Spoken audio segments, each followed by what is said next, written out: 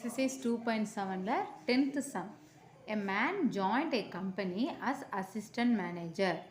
The company gave him a starting salary of rupees 60,000 and agreed to increase his salary 5% annually. What will be his salary after 5 years? 5 years கழிஞ்சு என்ன salary கேட்குறாங்க. நம்ம question பார்க்கலே நமக்கு 8th 9th இப்போ compound இன்ட்ரெஸ்ட்னு ஒன்று படிச்சிருக்கல அது மாதிரி டேரெக்டாக வந்துடுச்சு. ஸோ இது நம்ம வந்துட்டு ஜிபியில் இல்லாமல் டேரெக்டாகவே நம்ம காம்பவுண்ட் இன்ட்ரெஸ்ட் ஃபார்முலா செஞ்சாலும் சேம் ஆன்சர் தான் கிடைக்கும். அதுவே யூஸ் பண்ணிக்கலாம். என்ன கொடுத்துருக்காங்க? A man joined a company as assistant manager. The company gave him a starting salary வந்து 60,000 and agreed to increase his salary 5% annually. What will be his salary after 5 years? அப்போ நமக்கு compound interest கண்டுபிடிக்க என்ன formula? A equal to P into 1 plus R by 100 whole power n. இது செய்வோம்ல, அதான் எழுதிக்கிறோம். Pங்கிறது பிரின்சிபல், எவ்வளோ ரூபி? 60,000. ஆறுங்கிறது ரேட்டு, எவ்வளோ பர்சன்ட்டு? 5%. ஆறுங்கிறது 5%. என்னங்கிறது நம்பர் ஆஃப் இயர்ஸ், 5 years 5. அப்போ A equal to P into 1 plus R by 100 whole power n. Pங்கிறது 60,000 தானே? 60,000 இன்ட்டு 1 ப்ளஸ் ஆறுங்கிறது 5 பை 100 என்னங்கிறது ஹோல் பவர் 5 வரும்.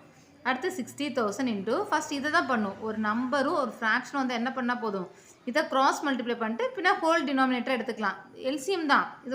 ஒரே ஒரு நம்பரும் ஒரு ஃப்ராக்ஷன் வந்து ஈஸியாக பண்ணிக்கலாம். இப்படி க்ராஸ் மல்டிப்ளை பண்ணாலே போதும். 1 into 100 100 plus 5 whole divided by 100. ஏன்னா அதை 100 தான் இங்கே மல்டிப்ளை பண்ணிட்டோம்ல, அதனால 100 plus 5 whole divided by 100 whole power 5.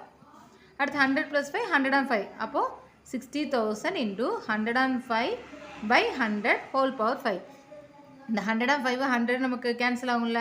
எத்தனை times? 2 5s are 10, 1 5s are 5, 21 5 டேபிளில். இது 2 5s are 10 0 20, அதாவது 21 பை 20 கிடச்சிருக்கு.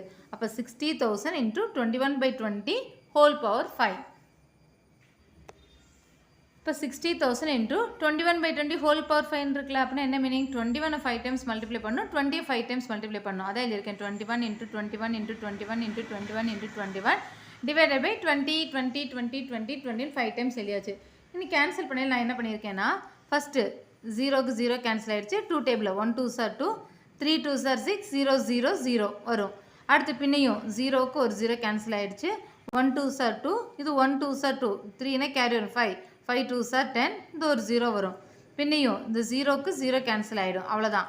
ஏன்னா 15 நம்ம 2 டேபிள் கேன்சல் பண்ண முடியல. 20 எதுவுமே நமக்கு 20 கூட கேன்சல் பண்ணியிருக்கலாம். நான் அடுத்த ஸ்டெப்பில் அப்படியே டேரெக்டாகவே பண்ணிட்டேன். 5 டேபிள் கேன்சல் பண்ணியிருக்கலாம், நான் அது பண்ணலை. பண்ணாலும் ஓகே தான். எப்படினாலும் சிம்பிளிஃபை பண்ணி கிடைக்கிற ஆன்சர் இதாக தான் இருக்கும்.